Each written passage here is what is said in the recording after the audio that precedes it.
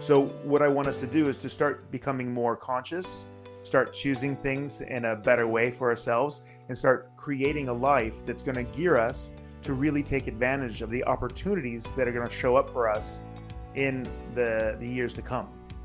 This podcast is brought to you by The Integrated Human. We work up, down, inside out to plug yourself into your potential. If you want to see what we are up to and what's next, sign up to our newsletter or follow us on social media. If you like what we are doing, we really appreciate it if you can like our post on social media and YouTube and help us grow.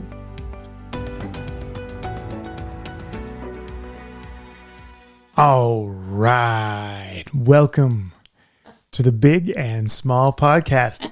I'm Jason Shields and I'm big. And I'm like, Gomez and another tiny one.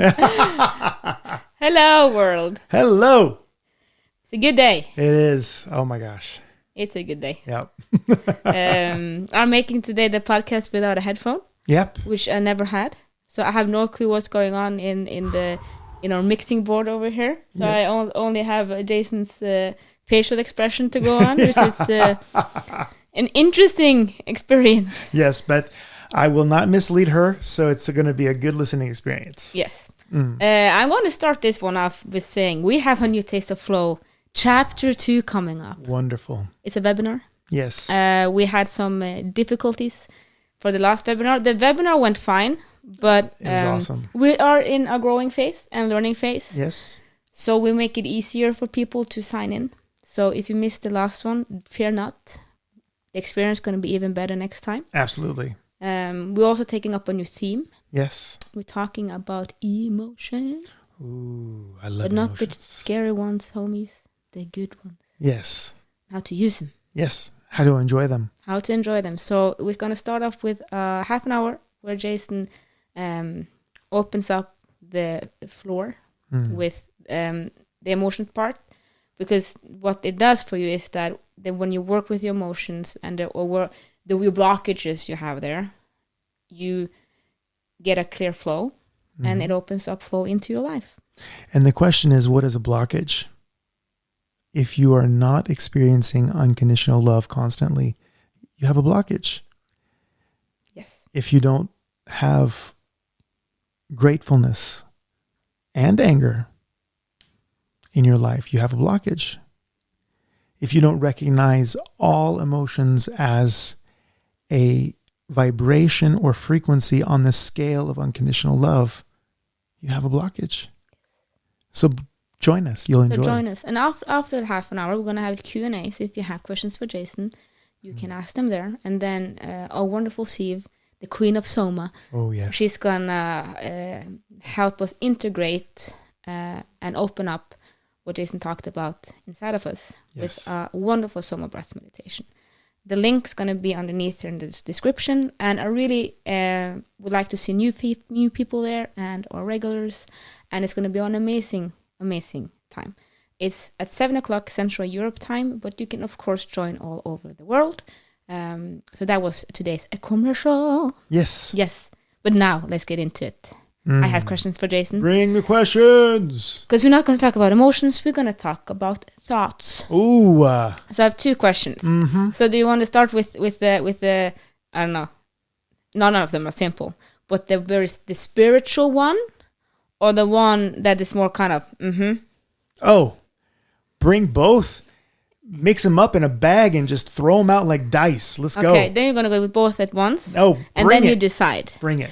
So, question one is Samadhi. So, please explain afterwards what Samadhi is for the people. But Samadhi, when you do the moksha meditation, you breathe in on 1, out on 2, in on 3, out on 4. And at one point, you kind of become in a breathless state where the breath, it becomes slower and slower and slower. Where in the beginning, you go 1, 2, 3, 4, it becomes 1, 2. And then everything stops. Yes. Is Samadhi that time between the breaths? Very good question. So that's question 1. Yes. Question 2 is, where do thoughts come from? Nice. We have not discussed this. Oh, wow. Before. Pow. Yes. All right. You ready? Okay, let's go. Now,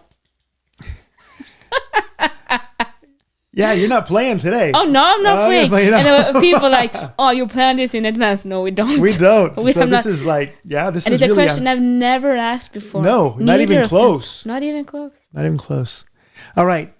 So people often think that when they meditate, it's only a good meditation if they had this nothingness state of peace or this silence.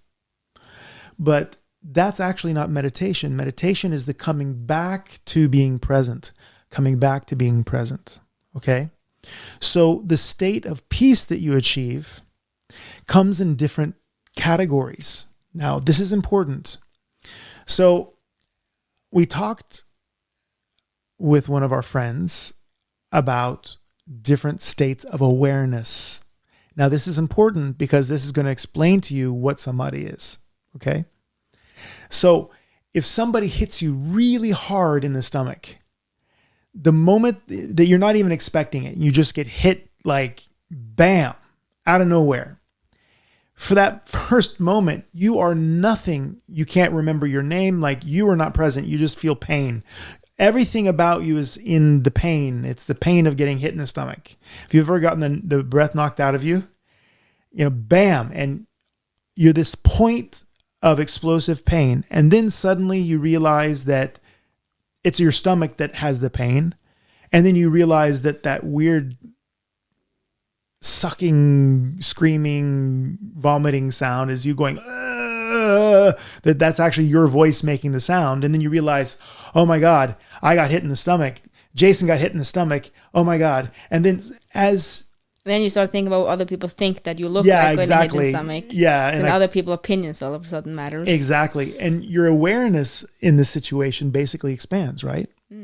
Well, that's it goes from a single point to what do other people think about me. Yeah, exactly. Into society and everything else. And then suddenly your spiritual self comes back and you realize that you're a universal being having a material experience. And that was just one of them, and that you will survive. And, your spiritual self kind of reconnects with your physical self and all that. Well, in the same way, when you are meditating, each time you are able to be present and count and not get sucked away by your thoughts, emotions, past traumas, past hopes, future traumas, imagined traumas, all of these things. When you're aligned and breathing in that moksha meditation, we just put out a product, or will put out a product that help you do that, by the way, on the Integrated Human website. But you can learn the technique that the military snipers, the U.S. military snipers, used to increase their efficiency by over 500%, guys. So it's an effective but simple technique of meditation that brings you to this silence. Each time you hit that silence, the chances that your awareness in that silence expand. So for a moment, you're basically with your breath and you're breathing in and out, and you'll find this place inside you where there are no thoughts. It's not like you're controlling your thoughts, but there's a space inside you where there are no thoughts. So when you land there, what's going to happen is that your awareness is going to start to expand in that silence, and it's going to go from that point, and it's going to expand to greater and greater things. And suddenly it's going to become universal. When it's universal, your awareness in that silence, when that silence and your awareness in the silence becomes universal, what happens is you connect with nothingness and everythingness all at once. That's samadhi. It is a moment of complete and total utter nothingness, but at the same time, all potential activity and potential energy. And if you think about what emotion is most like unity, you would have to say love. So at that moment, you're both completely 100% nothingness, completely 100% everythingness, and you realize that everything in the universe is nothing but unconditional love and aware. Literally everything is awareness. That is samadhi. And it's such a magnetic state, is such a intoxicating, beautiful moment. And you're saying a moment, but why wouldn't I want to be there for that? Oh, yeah, well, that's the whole point. At that space, there is no time and space. So once you've tasted it, you are literally there forever. And this doesn't make any sense to you unless you've had it. Once you've had it, your consciousness is expanded forever. There's never a step back from that. Then you understand the true nature of the world around you. Everything is energy. Everything is love. Unconditional love. That's when you get to the point of no return. Yeah, that's it. You're cooked. They actually, they talk about it being cooked. That's when we started integrating human. I hit it and I'm like, we're what the fuck? Exactly. And we're like, integrated human. And we're doing this thing. Yeah, exactly. And people need to know about this. Yeah, they need to know. They need to know. Because it changes you fundamentally once you've understood, because there is no other. There is no otherness. There is only everythingness and nothingness. And those are the same things. Suddenly you realize you're unity. You are unity. That is samadhi. Now, how are you going to walk around in this state? Well, you don't walk around in this. See, this is the point. You don't walk around in this state. You are grounded in up, down, inside, out. You still are relating to the material world. You're still doing you. You're still playing the role that you play in your life. But I will promise you that the results that you get in your life will be completely different, and the way you feel about your life will be completely different once you've had the experience. This state of enlightenment, this state of total presence and unity will give you an automatic change in the perception that you have, and you literally see things completely different. How do you know if you had this experience? You can't explain it. You go, there's no something happened. Yeah. Wow. I can say, when you know, and you know if people had it. Mm-hmm. There is no, you don't question it. No. It's not something, I wonder if something happened. You know that something happened. You know something happened. It's very undescribable at the same time. You describe it with not describing it when you talk to people that had it. Exactly. Because this is the words that come out of your mouth. Exactly. That's it. But thatness, suchness, suchness. And then no, that's wrong. And you will know when you know. But what's before samadhi then? Well, because you have nirvana and all this, Satori, and is that the kind of the stepping stones before? Are they related? They're related. They're related. Now, let me just tell you, you're talking about, you don't really have words for this samadhi state. And that's true. They talk about Zen monks. And they say that if two Zen monks meet each other on the road, they do not need to introduce themselves, because thieves recognize themselves, right?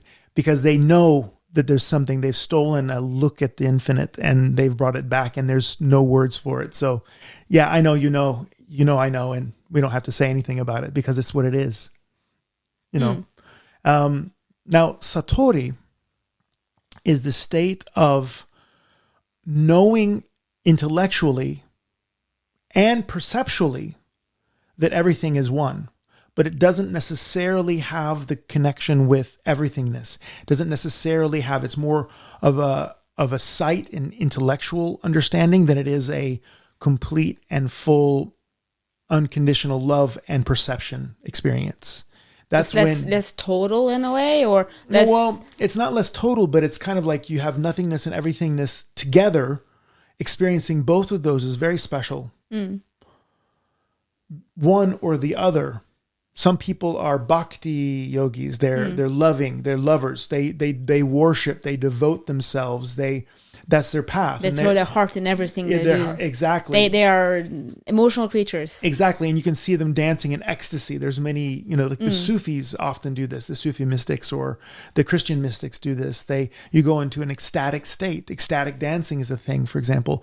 Those are bhakti yogis. Those are bhaktis. That means bhakti is the word for love in Sanskrit. It's well known, thousands of years, that humans go for the everythingness.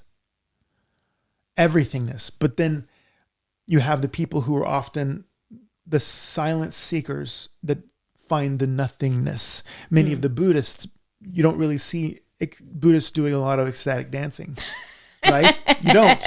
No. And it's because their whole method is more directed towards nothingness. Yeah. Doesn't mean that they don't have it. So this is head people, thinkers. Yeah, I would say thinkers, but they probably have more focus on cutting away. Not adding. And because the heart adds, the head cuts. The head cuts. Exactly. You decide. Decision is the same as incision. You cut away. Deciding is cutting away. Where the heart adds, it adds, right? The fullness of love, for example, That's why a man can build a house, but the woman makes the home. That's right. Because it's adding to. It's connecting it. Yeah. It's connecting it, making it real somehow, giving it meaning. Meaning is both it's technology, like thought information and emotional information at the same time, and that's a little bit the materialistic expression or more manifest expression of the state that I'm talking about, of having nothingness and everythingness at once. And for those of you that really don't understand what I'm saying, don't worry about it. Just allow the words to hit you. They will plant the seed and suddenly this is going to make sense. Or re-listen to this, because this is extremely high level meditation information. And if you are a heart person and you're an energy person, you will actually get that geometrical transformation, that download that we're giving you right now, because the two of us are thieves on the road having the mystical experience. Not stolen innocent. No. Stolen a taste of the infinite, baby. Right? So that's that transformational energy. So please listen to the words. I hope it makes sense for you. And if not now, then later. Then later, okay. I using this as because I'm asking Jason these questions because I'm pumping up my subconscious mind. Yes, right. I need more input here. Yeah, and that's why I asked this question today, because I was listening to something else and they were talking about Satori and Samadhi. I'm like, I'm gonna ask Jason this question. It's so good. So you have Satori, which is more in the line of samurai Buddhists and the emptiness, and then and if you were a Hindu, you would think about Shiva. Kali actually is cutting away, and then on the other side of it, you have the bhakti, or the love, the everythingness, which is unconditional love, because everything is made from one field. Everything's made from one energy. Quantum physics talks about this. It's a field of all potential that arises. There's some boiling that's non-manifest, and then suddenly quantum physics starts to take place and the universe is manifested. But everything comes out of that field. That field of manifestation, that energy of creation, is unconditional love by definition. And you are part of it. It's everywhere. Everything you walk with, touch, land on, eat, everything is nothing but unconditional love. And you're like, hold on a second, Jason. Doesn't feel like that. I know, because in that frequency is everything, every possible frequency of energy that can come out of that field, which is from the darkest dark Light is light. So just light is light. And if you want to fix this, start fixing it, join our webinar. That's it, baby. Where we talk it. about, yeah. But this is some of the blockages we work on. Exactly. To how do you understand these things? How do you survive when it's the darkest? How do you thrive when it's the darkest? How do you basically chain those emotions together in a way that they serve you consciously? Consciously being able to align your emotions with your actions to produce the most amazing results and not be deluded that things are only going to be ecstatic. Because let's say that you're just dancing in ecstasy all the time. You're not going to be very efficient, my friend. Not going to be very happy after a long time either. Exactly. Well, yeah, I talked with here Jason talking about the profound thing, and I'm like, I have a dog. Yeah. Yeah. So we have a dog. My mom and dad have a dog. Yeah. And he has gotten a sister. Yes. And he's super jealous. Sky is her name. She's so cute. But Ari, the first dog, he is super jealous. Ooh. And he's sad. He's very sad. No. Because he's been the gem, you know, from my mom and dad. Wonder boy. And he's still Wonder Boy, but he doesn't like sharing space. No. And it's very interesting because I had this conversation with him that I was petting him. I said, you know, you're allowed to be angry. You're allowed to be sad. Mm-hmm. But you're still my boy. Yeah, right? That's You're allowed to feel it. Yes. You're allowed to feel angry and sad. I understand. I would be too. Yes. So that was my input on that, a dog feeling it. Yeah, that's beautiful. But that's the thing. He feels it too. Like, you know, he has a new friend, or they are friends also. But he you know, he has to deal with the light and dark emotions. Yes, exactly. As well as humans. And he's a pup. Yeah. But you see it on his face. His ears, he has, so like, it's a duck's. Yeah. So he has like the hanging ears, but his ears kind of grew 5 centimeters. Like, yeah. Oh. And you can hear his paws, like. Yeah, sad paws. Sad paws instead of. Yeah, exactly. You hear instead of pitter patter, pitter patter, pitter patter. Yeah, exactly. So and this, because like you said, you can feel everything. Yes. And when you look at a dog and you can see that the dog is sad, or the dog is happy, you have it too. Like it's a dog. Yeah, exactly. And this is interesting, my friends, because there is a incredibly beautiful poem, the longest poem in the world, the Mahabharata. And in this giant poem, there is a chapter called the Bhagavad Gita, where the God incarnate Krishna, if you've heard of Krishna, is talking to Arjuna. And Arjuna is in a chariot, and he's standing on a battlefield. And on the other side is half his family, and on this side is half his family. And he's one of the greatest heroes ever. And he's having a conflict. He's having a conflict because he knows that he's a warrior, and he knows that this war is inescapable. It's inescapable. There's no way he's not going to fight here. But at the same time, he has to protect one part of his family. He has to kill the other one. The other part. And on one side is, you know, his brothers and their wives and everybody, like all of his friends and blah, blah, blah, blah. On the other side is his masters and his teachers and his other brothers and all this stuff. It's chaos. So how do you act? How do you act when things are in such conflict? You see, that's the world of polarity that exists when you don't understand that everything comes from one field. When everything comes from one field and you understand that the constellation in your life has been created for you in this moment, and you are not about being perfect, but being the perfect you. You're given the tools to do what you're supposed to do, as good or bad as you're able to do it, to fit that moment perfectly. And that was the advice that he got from Krishna at that point. It's one of the greatest dialogues in philosophy, by the way. So if you want to go and look at the Bhagavad Gita and read that, you will learn a whole lot after listening to this podcast.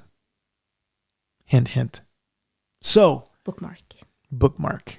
So he goes out there and he does his job, right? And it becomes an epic. It's one of the most epic stories ever, both the leading up to the battle and the time after the battle.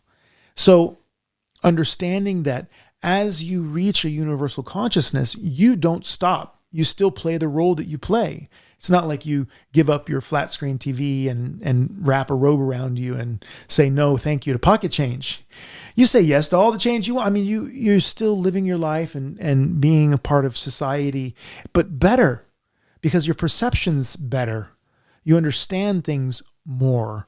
You're not as addicted and attached to things as you were before because you're not in the world of polarity. Polarity exists to give you a thrill, to give you motivation or direction. I would say motivation is not really the right word. Direction is the word.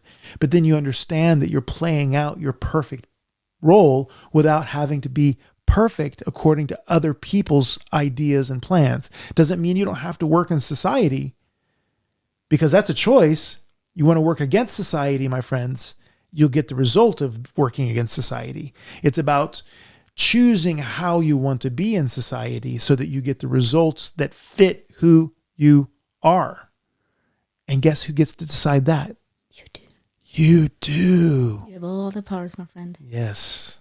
Now, that's a little bit about Samadhi and Satori. Is that, does that help? Yeah. Or are we going to go even more? I don't know. You tell me.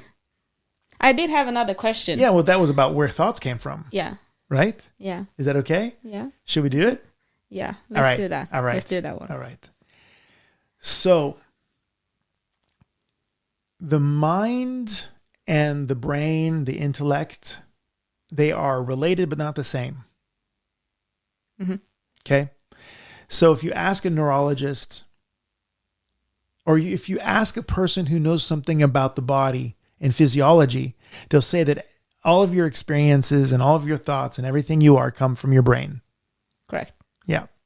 But if you ask a neurologist if that's the truth, what they will tell you is that they don't know how your personal experience of the world comes from the electrical activity in your brain. So they know that there's electrical activity in the brain, but electrical activity doesn't equal taste of apple. No. Electrical activity. Oh, we had a conversation about this. Actually. Yeah, right? Yeah, I remember that. Yeah. So electrical. It doesn't put meaning and stuff on it. It doesn't put meaning on anything, right? You experience stuff, yes, and you make a model of the way you think things are working, and you hope that it's close to how it actually works so that you don't die, right? So your concepts around the way the world works, but your concepts are not the way it actually works. And people are like, what you talking about, Jason? Well, your eyes only see a fraction of the spectrum of light. That freaks me out. Right? So yeah, just to make a point, please don't freak out when I say this, but people talk about aliens and how they're phasing different phases. All they have to do is reflect a frequency of light that you can't see, and they could be standing right next to you. There could be a giant spaceship right outside. We're getting into what's it called? The conspiracy theories. Yeah. I'm not saying there is, but all I'm saying is that it could be. There could be. What I'm saying is that they don't need to do anything special except reflect a frequency of light that you cannot see, and they are therefore invisible to you. So, the way you conceive of the world is not the way the world actually is. It's just close enough, you hope, that it gives you a way of managing the world, right? Surviving. And interestingly enough, these concepts are somehow downloaded through the electrical activity in your brain, but they can't understand, actually, even today, how the electrical activity gives you experiences. You can create the experience by stimulating the brain, but that those electrical impulses in themselves don't mean anything. The taste of vanilla, for example. They can create that if they find it in your brain. And you go, I taste vanilla. Yeah, they can stimulate you. it, so you taste vanilla, right? You taste vanilla, you're like, I smell smoke. I smell smoke because there's electrical activity. That says smoke. Yes. So there is some connection there, but they really don't actually understand how that works. Okay? So thought, interestingly enough, is first and foremost almost the same every single day. The thoughts that you have are 90%. Yeah, 90, 95 the same every single day. But then when you're just sitting there, your body is creating random activation of your brain, because if you don't stimulate a neural impulse or a part of your nervous system, it stops to fall, or it starts to fall. It basically degenerates.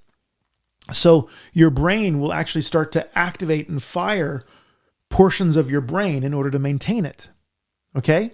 So they're thinking that daydreaming and random thoughts that are coming up are your body's way of maintaining different areas of your brain that aren't being stimulated otherwise. So the Buddhists often say that the brain is like 1,000 monkeys slamming randomly on typewriters. And sooner or later, if they do this for long enough, the book War and Peace will be banged out by one of the monkeys, just by random, because it's just sooner or later something smart has to come. And that's why you should not believe what you think. Because thought doesn't equal facts. Thoughts are mostly either repetitive, which means past, or they could be random activations of your brain and don't mean crap. So believing what you think is your first mistake. Now, when you have a thought and a feeling put together, that's called an intuition. And that may actually be something that's more accurate. But what I'm saying is that when you find this place that's silent inside you, the place where you observe the thoughts and not where you observe the thoughts, not where you're thoughtless. Exactly. Where you can observe the thoughts, you can actually look at which one of your thoughts are brilliant, because there are lots of brilliancies in there as well. Right? Because your brain actually will start to work around a theme and daydream around a theme so that you can look at it from different points of view. So this random noise coming up, some of it is amazing. Some of it's smart. A lot of it's crap, because that's the way invention and creativity happens. You have to throw away maybe 1,000 versions before you finally hit the one that goes viral, right? So your brain is more like a receiver for the universe that's throwing different ways of looking at your experiences at you. So see what you can do by double checking what you're thinking. I was walking in the forest with a friend, and I put my hand on their shoulder. And I asked them, well, what does this mean? And then the head started to go, well, I said, well, what do you mean? And I said, well, no, what does my hand on your shoulder mean? Well, you're a nice person and you're my friend, so it has to be maybe something good. But yeah, I don't actually, well, maybe it means that you're supporting me. Right? And I said, okay. And if I was a bad person, well, if a bad person, maybe it could be aggressive move, like controlling me.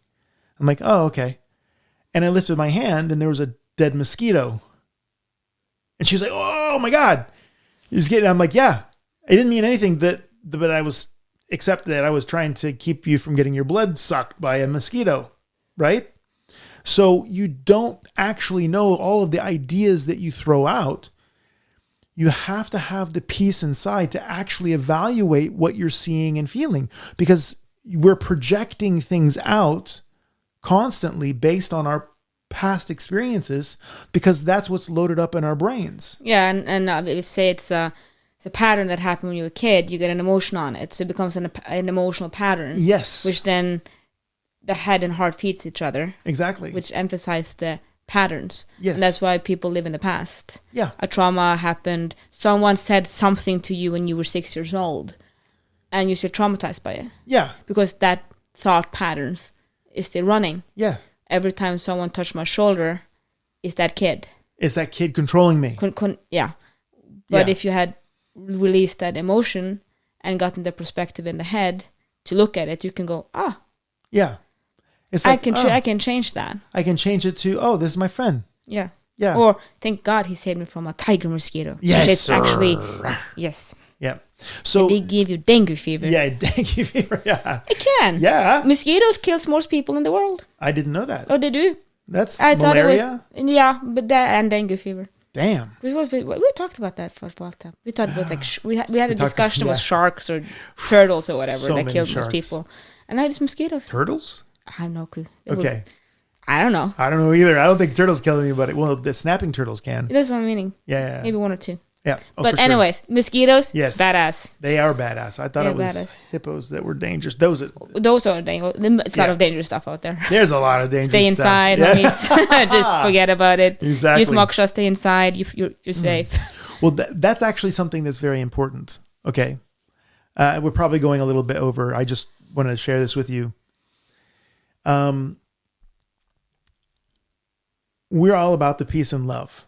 Peace and love. Peace and love. Yo. But unconditional love is not just to say yes to everybody and be nice. It's not about sacrificing yourself for others. That's correct. It's about being present and understanding that there's no separateness between you and others. At the same time is that you can love somebody from afar if they're not good, helping and supporting your path and role in life. Like I said, it's not about the motivation, it's about a direction. If they're not helping you move in the direction that you feel you need to move, then you know that you can love them from afar and not love them right next to you. And that is the power you do have. That's the power you do have. The opposite, this is very important. Just because you love people doesn't mean that they love you. Just because you have universal consciousness doesn't mean that they have universal consciousness. Just because you experience them as you doesn't mean that they won't steal your wallet. And how do you put those things together? Shouldn't you be afforded a certain space in heaven and a certain protection from the laws of nature? And shouldn't, it never rain on you and you should never have any issues and people should always treat you nice because you want to treat everybody else nice? Let me put it this way. Let's say that you love tigers. You just love you some tigers. You think they're cuddly and sweet and you just want to boop their nose. Boop, boop. Boop, boop, boop. You just want to boop their nose. Raise your hand if you want to boop a nose. Raising both my hands. Yeah, I want to boop those noses. I want to boop a tiger and nose. Shouldn't because you don't want to have negativity. But anyways. Exactly. And you just want to just scratch and love on them and all that stuff. They look so wonderful. When they walk in the jungle. Oh my God, they're so beautiful. Tigers. Yes, and they got to be cuddly. I mean, seriously, can you imagine? Look at them. They got to be cuddly. They play. You can give them a ball and they will play with it. They will lay down and sit in a cardboard box just like a kitty cat. Yeah. They will. They're cats. That's why you want to hug them. Except that they're 200 plus kilo cats. And if you've ever seen a cat go sideways and attack something, there's nothing more vicious than a cat. And that's just 3 kilos of cat. Yes. And they are 10 times faster than a cobra. Didn't know that. Their reflexes are so fast that cats almost can't be bit by snakes. It happens occasionally if the cat's not healthy, but a healthy cat, bam, it's booping that snake on the nose. So you put 200 kilos of cat muscle in front of you, just because you love it doesn't mean it's not a tiger. And if it's wild, it will mess you up. Just because you are connected with the universe does not mean that that is not a tiger.